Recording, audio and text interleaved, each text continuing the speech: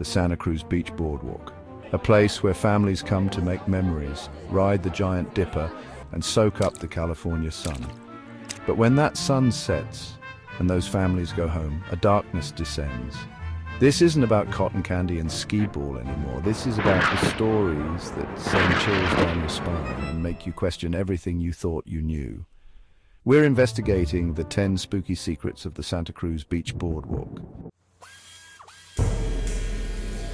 We're starting with the foundation of this place, literally. Long before the screams of thrill-seekers filled the air, this land belonged to the Ohlone people. They lived and they died here, their final resting places marked sacred. Construction crews have unearthed more than just sand here, man. They've unearthed bones, human remains, the spirits, the energy of those who were laid to rest, ripped from their slumber. You hear that? That's the unmistakable roar of the giant dipper, a wooden behemoth, a monument to thrills and chills. Employees talk about the sounds, footsteps echoing up the stairs when no one's around. Riders get off white as ghosts, talking about cold spots and shadowy figures. This isn't just wood and steel, this thing. It's got a soul. Before the log flumes and water slides, there was the plunge. A massive indoor swimming pool. Imagine that right here on the boardwalk. But this wasn't just a place for fun, it was a place of tragedy. Drownings, man. Lifeguards would talk about seeing figures in the water, pulling people under. People claimed to see a man soaking wet wandering the boardwalk near where the plunge once stood. He appears for a moment, then vanishes. Chapter 4. Beach Flats, where shadows walk among us.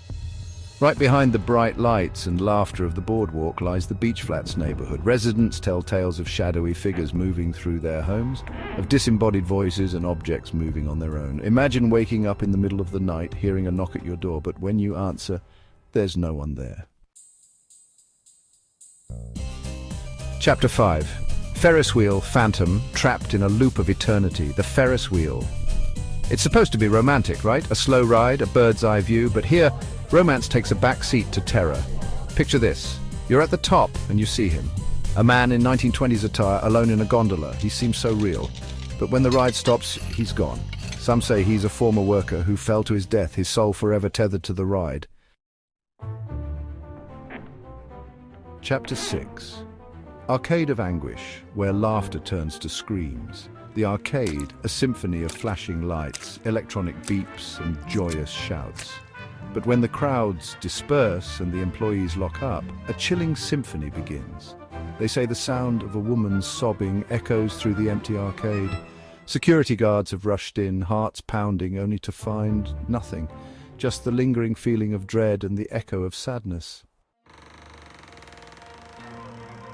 Chapter 7.